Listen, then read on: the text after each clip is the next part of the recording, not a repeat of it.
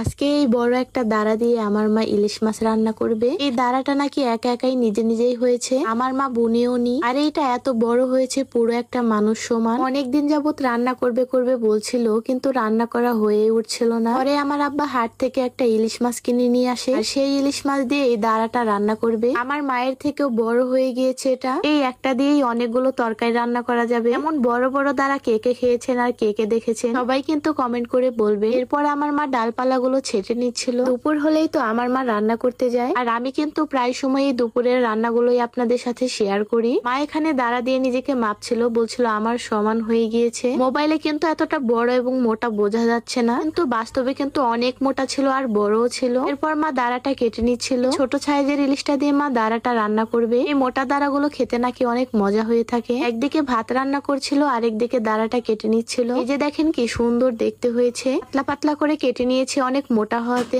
একদম সার বীজ ছাড়া, তো এটা খেতে অনেক মজা লাগবে। এরপর ইলিশ মাছটাও কেটে নিচ্ছে। আচ্ছা আপনারাই বলুন তো ইলিশ মাছটা কোন সবজি দিয়ে বেশি মজা লাগে খেতে। এবার মা কড়াইতে তেল দিয়ে দিল, তারপর দিয়ে দিল পেঁয়াজ, অল্প পরিমাণ জিরা ফোড়ন দিয়ে ভেজে নিল। এবার মাছটাকে লবণ হলুদ মরিচ দিয়ে ভালো করে মাখিয়ে নিবে, আর এইভাবে মাখিয়ে হালকা করে কষিয়ে নিবে। ইলিশ মাছ যত কম মশলা দিয়ে রান্না করা যায় ততই নাকি মজা হয় খেতে। এরপর মা হালকা করে কষিয়ে নিচ্ছিল মাছটা। এবার আস্তে আস্তে মাছটাকে উঠিয়ে নিল একটা বাটিতে। আমার মা কখনোই ভিডিওর উদ্দেশ্যে রান্না করে না, বাড়িতে রেগুলার সবসময় রান্না করা হয়, আর সেই রেগুলার রান্নার ভিডিওটাই আপনাদের সাথে শেয়ার করি। তো মাঝে মাঝে বলে আমার রান্না আবার কে দেখবে, আমি তো সংসারে কাজ করি, কত তাড়াহুড়ো করে রান্না বান্না করি। মাঝে মাঝে হয় হলুদ বেশি দেই, মাঝে মাঝে হয় মরিচ বেশি দেই। আমার রান্না আবার কেউ পছন্দ করবে নাকি, কেউ আবার দেখবে নাকি। আমি মাকে বলি তুমি যেমনই রান্না করো না কেন তেমনই কিন্তু আমার কাছে অনেক মজা লাগে খেতে। মা বললো পৃথিবীর সব সন্তানের কাছে নাকি তার মায়ের হাতের খাবারটাই বেশি মজা লাগে। মাকে বললাম তুমি চিন্তা করো না, তুমি নির্দ্বিধায় রান্না করো, তোমার রান্না কেউই বাজে বলবে না, তোমার রান্না সবাই অনেক বেশি পছন্দ করে। আর সবাই অনেক পছন্দ করে বলেই মায়ের হাতের রান্নাটা শেয়ার করি। এই তো রান্নাটা প্রায় শেষের দিকে, মা একবার চলে আসলাম মায়ের রান্না দেখতে। মায়ের রান্না তো প্রায় শেষের দিকে। এবার তরকারিটা নামিয়ে নিচ্ছে।